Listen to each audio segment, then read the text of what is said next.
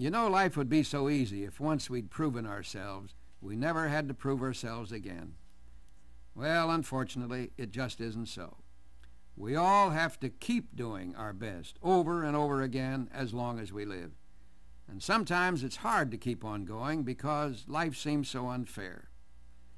I was reminded of this a few months ago when a young friend of mine, Sally Kramer, dropped by to see me.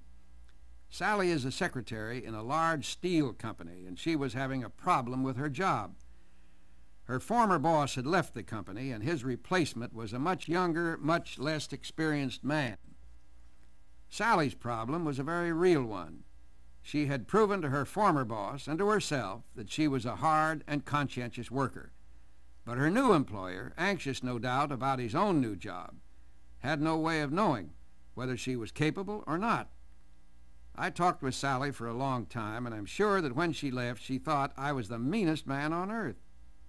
But she promised to do what I'd suggested and let me know the results. Just yesterday afternoon, she came by to see me with her news.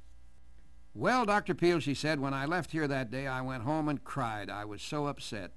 But I did what you recommended. I set the alarm clock an hour earlier the next morning and got to work a long time before Mr. Hicks arrived, so that I would have plenty of time to get organized and check over everything I'd done the night before. I stayed late that night, too, just so he couldn't catch me out on the tiniest mistake. And I did it day after day, getting there with the birds in the morning and staying later than anyone else every single night.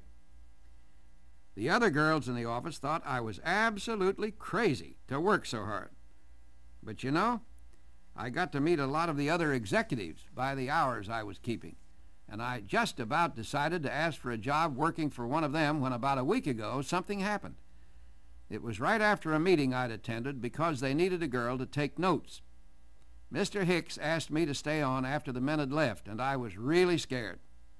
I thought I'd done something wrong again. But he said to me, "Sally, what's your opinion about this new research project we're about to undertake? It's going to be an extremely expensive and difficult project, but it's really important to the future of the company. And if you're interested, I would like you to be responsible for it. You're the best worker I've ever seen. Most of us are intelligent enough to get the things we want and need. When we fail, it's usually not a lack of brains or talent. Rather, it's a lack of willingness to keep on trying in circumstances that seem unfair or just plain impossible. But if we want to succeed, if we want to accomplish our goals in life, the only way to do it is keep on working, keep on trying, keep on proving we're worth success."